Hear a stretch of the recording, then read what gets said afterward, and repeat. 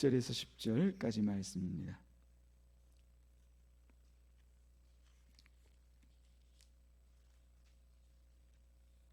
마태복음 28장 1절에서 10절까지 말씀 함께 한 절씩 나누어 교독합니다. 1절입니다. 안식일이 다 지나고 안식 후 첫날이 되려는 새벽에 막달라 마리아와 다른 마리아가 무덤을 보려고 갔더니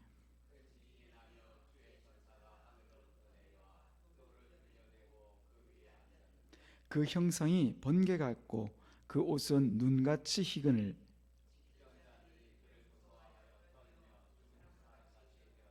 천사가 여자들에게 말하여 이르되 너희는 무서워하지 말라. 십자가에 못 박히신 예수를 너희가 찾는 줄 내가 아노라.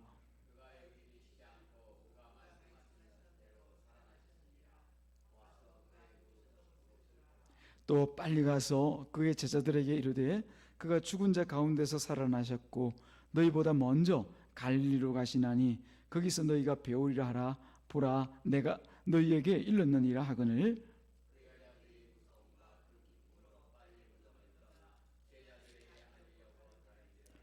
예수께서 그들을 만나 이르시되 평안하냐 하시거늘 여자들이 나아가 그 발을 붙잡고 경배하니 이에 예수께서 이르시되 무서워하지 말라. 가서 내 형제들에게 갈릴리로 가라 하라. 거기서 나를 보리라 하시니라.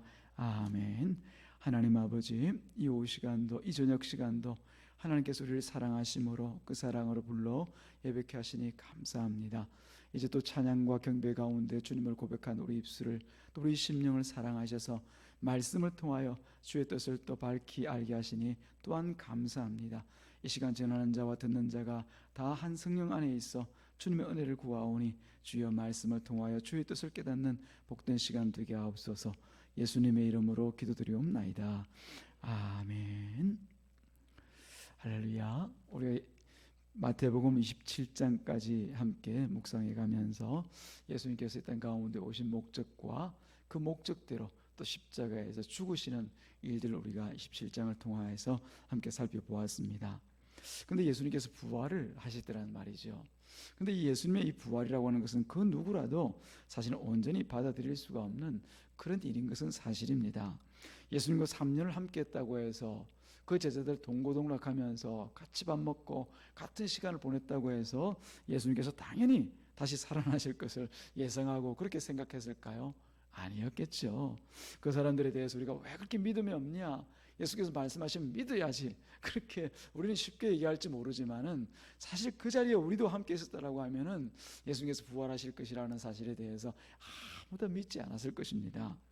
갈릴리에서 따라 나온 그 여자들이라고 해서 자연스럽게 이런 예수님의 부활에 대해서 받아들일 수 있었던 것은 결코 아니었다는 사실을 우리가 정말 그 자리에 그 현장에 우리를 놓고 보면은 당연히 받아들일 수밖에 없는 일입니다.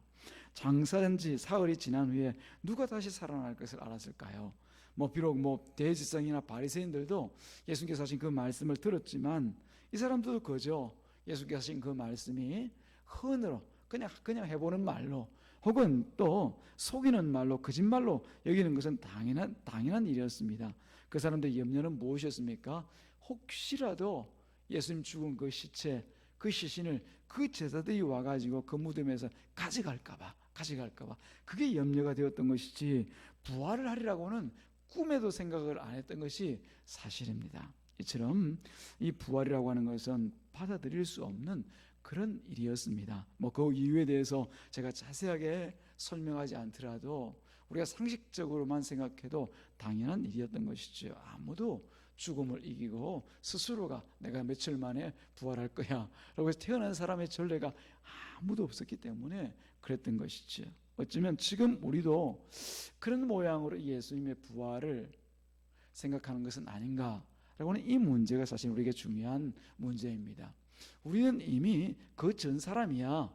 제자들 포함해서 막달라 마리아를 비롯한 여자들이나 혹은 대제사장이나 장로들이나 그 당시에 있었던 그 사람들은 당연히 그렇게 생각할 수밖에 없었다고 치더라도 우리들조차도 이제 예수님께서 부활하셨는데도 불구하고 우리도 이 부활의 일들을 남의 일처럼, 남의 말처럼 그렇게 여기고 살아가는 것은 아닌가라고 하는 것이 오늘 본문을 통해서 우리가 같이 한번 생각해 보아야 되는 것입니다. 왜냐하면 우리들 마음 가운데도 은연중에 뭐 예수님이시니까, 예수님 하나님의 아들이시니까 당연히 뭐 죽음을 이기시고 부활하셨겠지.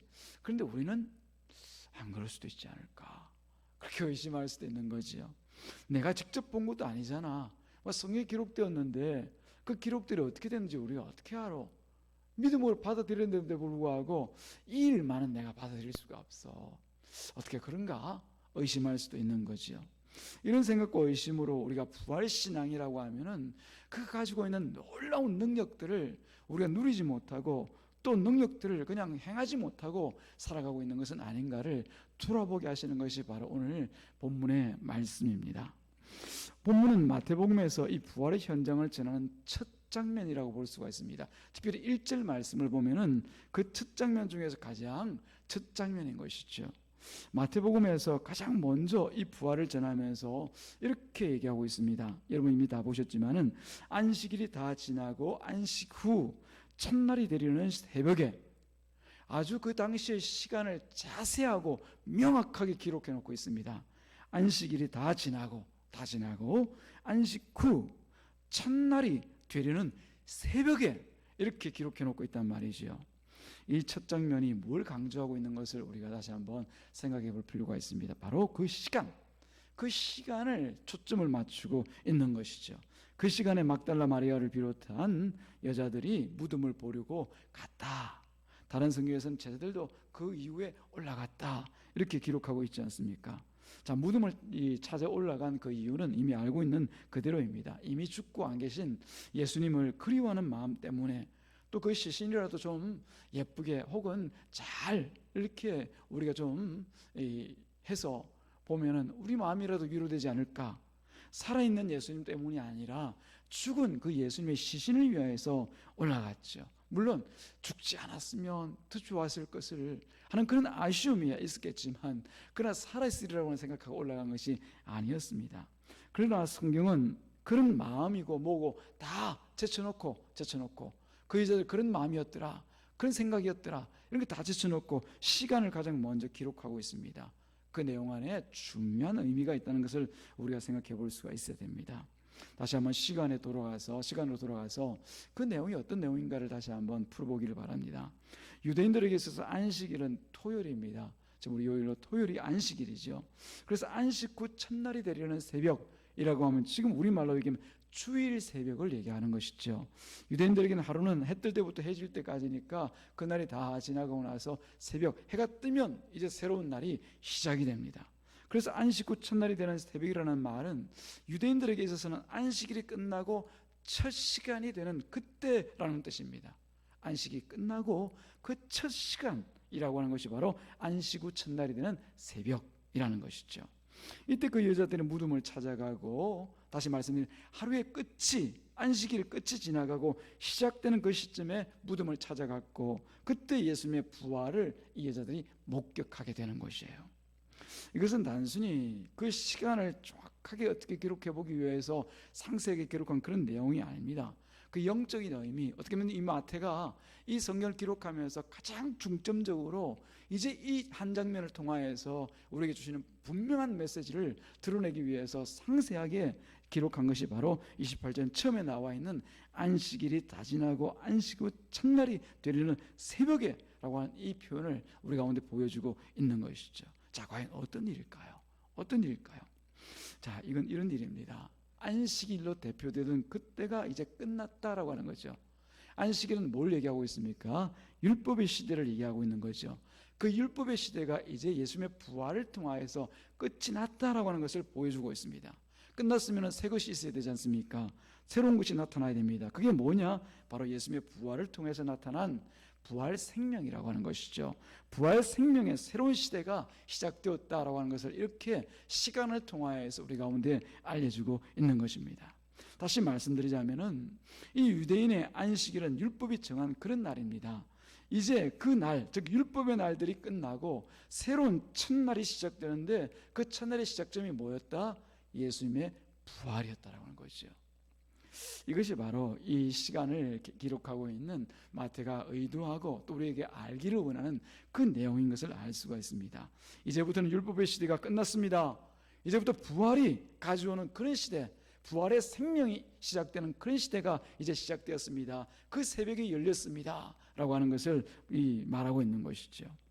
우리가 다시 한번 조금 더 깊게 생각하자면, 그럼 율법의 시대 얘기하는데 이 율법의 시대가 뭘 얘기하느냐라고 하는 거죠. 율법의 시대는 곧 죽음의 시대입니다.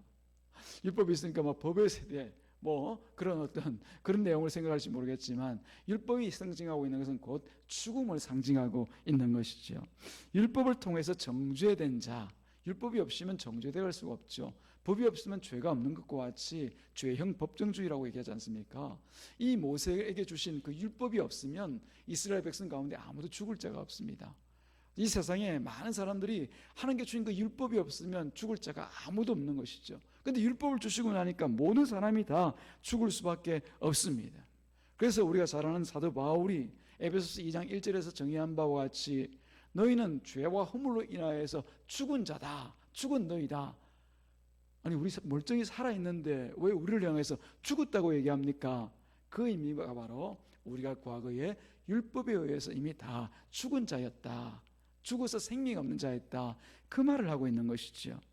율법 앞에서는 앞으로 죽을 자가 아니라 이미 그 율법에 살아가는 모든 사람들이 이미 죽은 자라고 하는 것이에요. 생명이 없다는 얘기죠.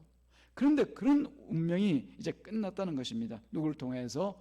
예수님의 부활로 인하여서 그 율법의 시대가 끝났다, 종식되었다라고 하는 말을 지금 하고 있는 것입니다. 그래서 부활을 우리는 생명이라고 얘기하죠. 생명, 죽음이 아니라 생명입니다. 우리는 왜 부활을 생명이라고 하는지 그 이유를 분명하게 우리 알아야 됩니다. 물론 별 생각 없이 들으면은 죽다가 살아났으니까 그걸 생명이라고 해서 무슨 말 얘기하냐? 물론 맞는 얘기입니다. 틀린 말 아닙니다.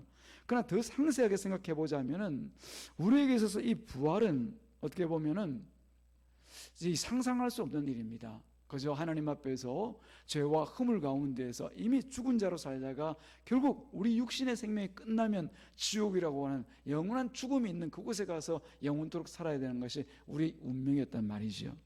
그런데 그렇게 우리가 지어진 운명을 예수 그리스도께서 이 땅에 오셔서 그 죽음을 통해, 자신의 죽음을 통하여서 율법의 시대를 끝내고 이제 부활을 통하여서 생명을 통하여서 살아가는 그런 시대를 열어주셨다라고 하는 것, 그게 바로 우리에게 중요한 일이 아닐 수가 없습니다. 그런데 우리가 만약에 이 부활이라고 하는 것이 죽은 다음에나 있을 일들로 생각한다면, 지금 살아있는 우리와 같은 신자들에게는 아무 상관없고 죽은 뒤에 그저 죽은 자가 살아나는 그런 정도의 부활, 그 대부분 그렇게 생각하지 않습니까? 그렇게 생각한다라고 하면은 이 부활이라고 하는 것이 우리에게 막연할 수밖에 없습니다. 지금은 우리가 부활 따위는 생각하지 않고 그냥 열심히 살다가 죽은 뒤에는 이 부활 찾아 먹지 뭐. 나 예수 믿고 살았으니까 이 부활 약속은 지키시지 않겠나, 다시 살아서 하나님과 영원히 살지 않겠나, 그런 막연한 것이 되어지는 것이죠. 경험하지 못한, 앞으로 있을지 없을지 모르는 그런 막연한 그런 부활이 될 수밖에 없는 거죠. 그래서 아까 제가 처음에 말씀드릴 때 이 부활이라고 하는 것이 우리가 상관없는 그저 막연한 것이 아니냐, 있을 수도 있고 없을 수도 있는 그런 것 아니냐, 그래서 죽을 때나 찾아 먹는 것 아니냐, 이런 말들을 제가 하는 것입니다. 그저 하나님께서 약속하시니까 끝까지 잊지 않고 우리가 붙들고 있으면 하나님께서 약속을 지켜서 나에게 부활을 주시지 않겠는가, 죽고 나서야 찾아 먹는 그 어떤 것, 그렇게 생각할 수가 있다라고 하는 거지요. 근데 많은 사람들이 사실 어떻게 보면은 이런 부활을 믿고 살아간다고 볼 수가 있습니다. 왜냐하면 앞으로 제가 말씀을 드릴 이 부활, 생명의 능력이라고 하는 것은 그런 죽고 나서 찾아 먹는 것이 아니라 오늘 지금 이 자리, 이 현장에서 또 우리가 살아갈 앞으로의 날들 가운데서 찾아서 능력 있게 살아야 되는 그 능력이 바로 부활 생명의 능력이거든요. 사랑하는 여러분, 다시 한번 생각해 보시기 바랍니다. 내가 믿는 부활은 어떤 부활인가 라고 하는 것이요. 이 부활은 오늘 우리가 보았던 것과 같이 시간을 통하여서 우리에게 자세히 설명하고 싶어하는 이 마태복음에 기록되어진 이 내용을 통하여서 다시 한번 이 부활이 뭔가 라고 하는 것을 다시 한번 생각해 볼 수 있기를 바랍니다. 다시 말씀드리면은 예수의 재림 때나 있을 그런 사건으로만 생각하게 되어지면은 지금은 이 부활의 능력과 상관없이 살아갈 수밖에 없다라고 하는 것이지요. 그런데 예수님의 부활은 그런 것이 아닙니다. 다시 한번 시간으로 돌아가서 보게 되어지면은 안식 후 첫날이 되는 새벽에 여자들이 예수님의 무덤을 찾아가서 그 부활을 경험하지요. 오늘 보는 것과 같이 막달라 마리아와 또 다른 마리아와 같은 그 사람들이 예수님의 부활을 경험합니다. 다른 때가 아니라 언제요? 바로 그때 예수께서 부활하신 것을 경험하는 것이죠. 앞으로 있을 미래가 아니라 바로 그 현재의 사건이 바로 부활의 사건이었다는 점을 기억하시기 바랍니다. 부활하시고 나중에 한참 지나서야 무덤이 비었네, 어디 갔지? 그러나 한 40일이 지나고 나서야 그때 내가 부활했잖아 라고 하는 것이 아니라 바로 그때, 어느 때요? 안식 후 첫 시간, 바로 그 새벽에 주님께서 부활하신 사건을 이 여자들이 경험하게 되어지는 것이죠. 다 알다시피 예수님의 십자가 죽음이라고 하는 것은 우리의 죄가 가져올 그 종말, 그 결과를 보여줍니다. 바로 저주와 사망이죠. 죽음인 것이죠. 율법에 정해진 바로 그 죽음을 보여주는 것이 바로 예수님의 십자가 사건 가운데 드러나 있습니다. 모든 인간은 예수님과 같이 그 율법에 의해서 죽임을 당할 수밖에 없는 그런 처지라고 하는 것을 십자가에서 처절하게 보여주셨습니다. 만약 예수님께서 우리 죄를 대속해 주지 않는다면 말입니다. 그러므로 율법 안에 있는 사람들에게 주어지는 것은 당연히 사망밖에 없습니다. 이때 사람이 사망의 권세에서 벗어나고 자유를 얻게 되어질 수 있는, 그래서 이 사망이 없는 그런 삶을 살기 위해서 필요한 것이 있다면 무엇이겠습니까? 다른 게 아닙니다. 내가 착하게 사는 것 아닙니다. 내가 요령 있게 사는 것 아닙니다. 세상에서 내가 어떻든지 죽음을 피해 사는, 물론 그럴 일도 없겠지만 그런 것이 아니라 바로 이 율법만 없애면 되는 거예요. 율법이 나에게로부터 사라지고 나면은, 나를 정죄하는 이 율법이 없으면 내가 바로 이 사망의 권세로부터 자유롭게 놓여나게 되는 것이라는 것은 명확하지 않습니까? 율법에 놓여나는 것, 그게 바로 우리가 살 길입니다. 죄와 사망의 법, 율법에서 해방되는 것 외에는 다른 방법이 없습니다. 율법에서 해방되어져야 사망의 권세에서 해방되어지는 것이죠. 그때가 바로 생명의 상태가 되는 것을 사도 바울이 우리 가운데 이렇게 얘기합니다. 내가 죄와 사망의 권세에서 이제 생명과 성령의 법으로 해방되었노라, 그렇게 말씀하지 않습니까? 여기서 말하고 있는 그 안식 후 첫날에 주어졌던 그 시간 자체가 바로 이런 사실을 예표하고 있는 것입니다. 율법의 권세 아래에 있던 그 죽음의 현장인 이제 그 무덤을 찾아갔던 이 여자들이 그 부활을 목격하게 됩니다. 죽음밖에 모르고 살았던 여자들에게 부활의 현장이 눈앞에 활짝 펼쳐져 나타난 거예요. 이때 성경은 율법의 시대가 마치게 되어지고 이제는 부활 생명의 시대가 열렸다는 것을 이 짧은 한 구절을 통하여서 깊이 우리 가운데 드러내어주고 있는 것이죠.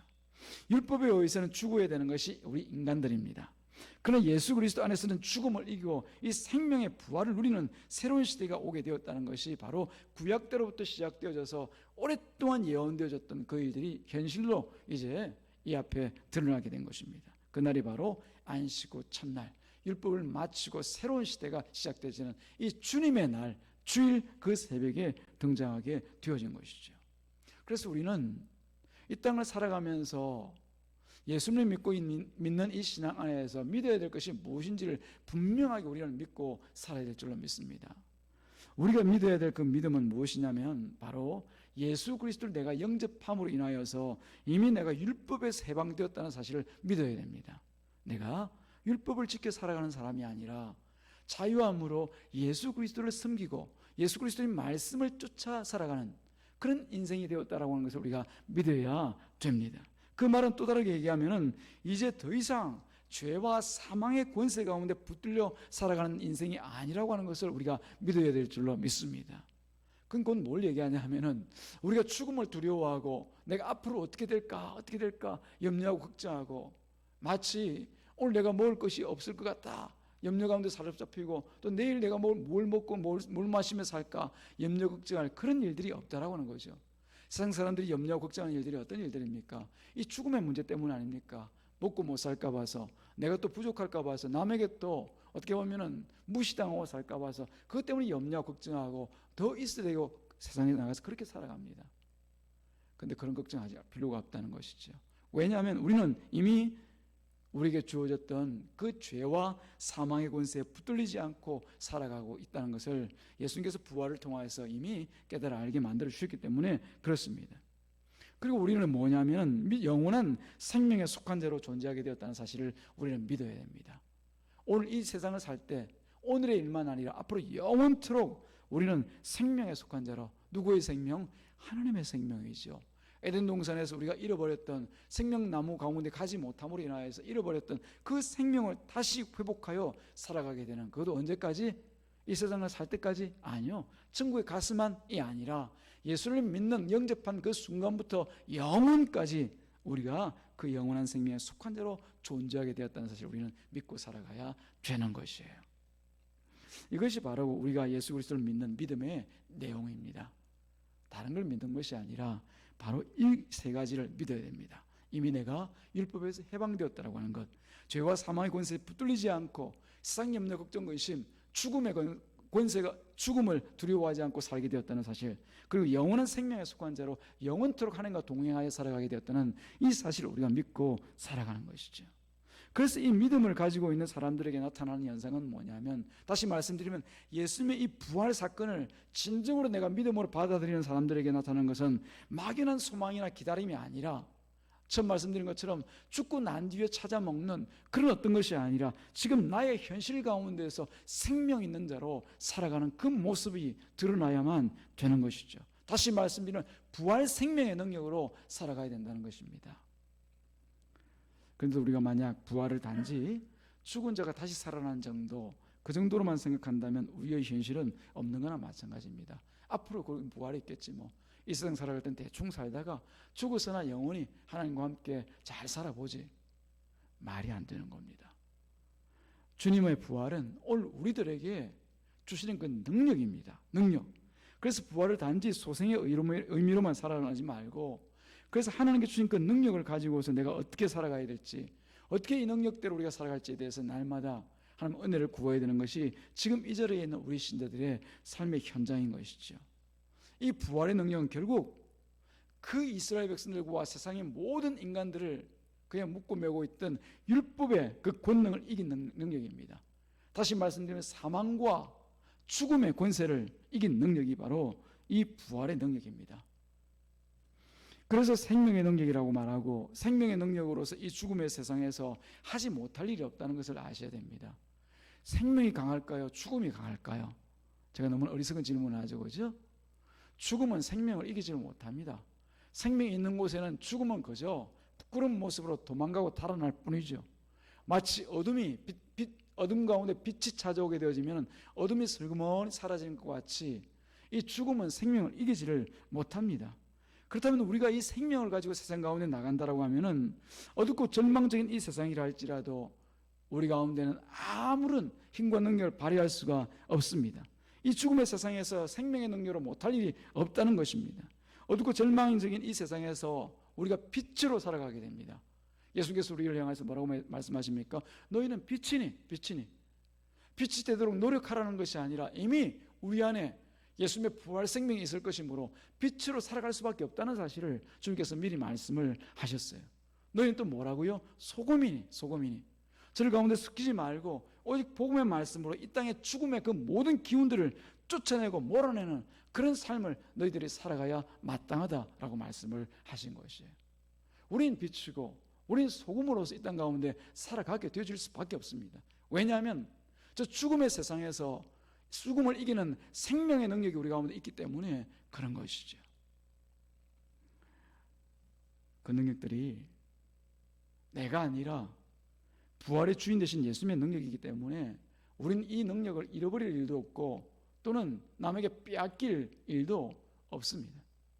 우리는 영원토록 우리가 이 땅 가운데 사는 동안에도 마찬가지고 영원토록 이 예수님의 부활의 능력으로 살아가게 될 것입니다.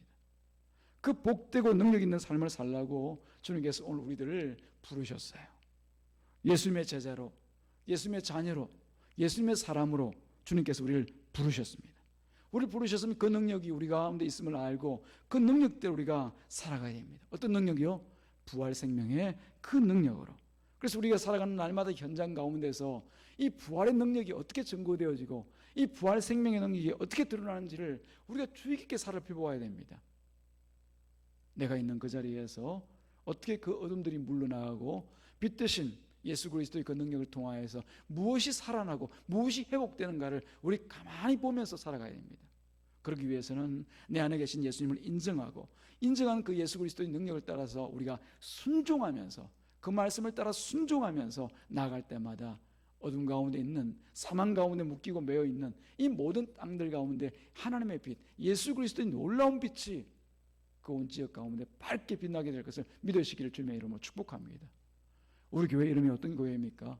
삼광교회, 삼광교회.